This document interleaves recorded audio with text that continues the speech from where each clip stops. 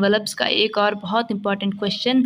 तो find the envelope of the family of curve x cos alpha plus y sin alpha is equals to l sin alpha into cos alpha where alpha is a parameter. यहाँ पे जो parameter है वो alpha है।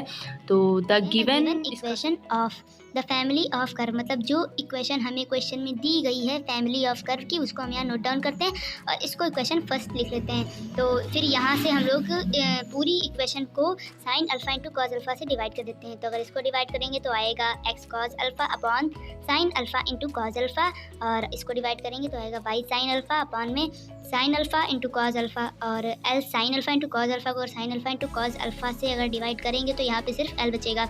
तो अब यहाँ पे कॉस से कॉस कैंसिल हो जाएगा और 1 अपॉन साइन कोसेक होता है, कोसेक अल्फ़ा हो जाएगा, और यहाँ पे साइन से साइन कैंसिल आउट हो जाएगा और 1 अपॉन कॉस सेक अल्फ़ा होता है, तो y sec alpha is equals to L.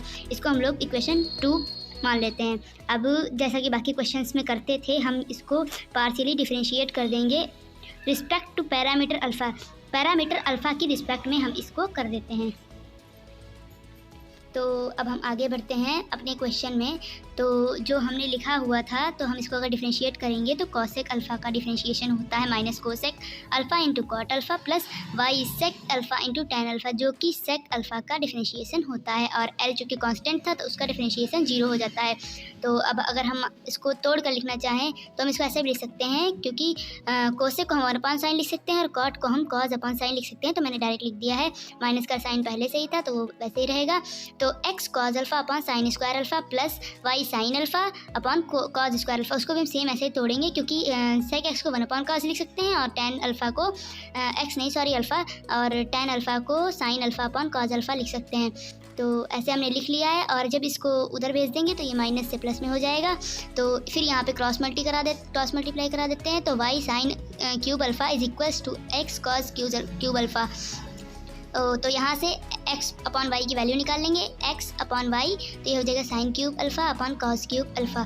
तो वैसे ही हो गया। यहाँ पे फिर साइन अपॉन कॉस टेन होता है, चूँकि यहाँ पे क्यूब है तो ये टेन क्यूब अल्फ़ा हो जाएगा।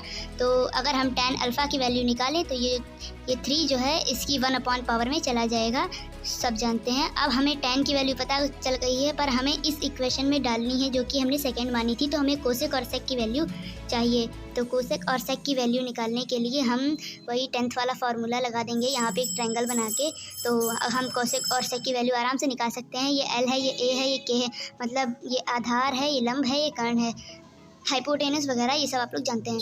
तो हम यहाँ से कोसेक अल्फ़ा और सेक अल्फ़ा की वैल्यू निकाल लेते हैं, सब जानते हैं, क्योंकि साइन अल्फ़ा एल अपॉन के होता है तो कोसेक अल्फ़ा के अपॉन एल होता है, और कॉज अल्फ़ा ए अपॉन के होता है, सेक अल्फ़ा के अपॉन ए होता है। तो हम जो हमारी वैल्यू आ गई है कोसेक अल्फ़ा और सेक अल्फ़ा की, उस वैल्यू को हम इक्वेशन 2 में पुट कर देते हैं। तो चलिए, हमने इक्वेशन 2 में ये वैल्यू पुट कर दी है। x इंटू यहाँ पे कॉसेक था तो हमने यहाँ पे ये वैल्यू डाल दी है, यहाँ पे सेक था हमने यहाँ पे ये वैल्यू डाल दी, और यहाँ पे एल था पहले से ही।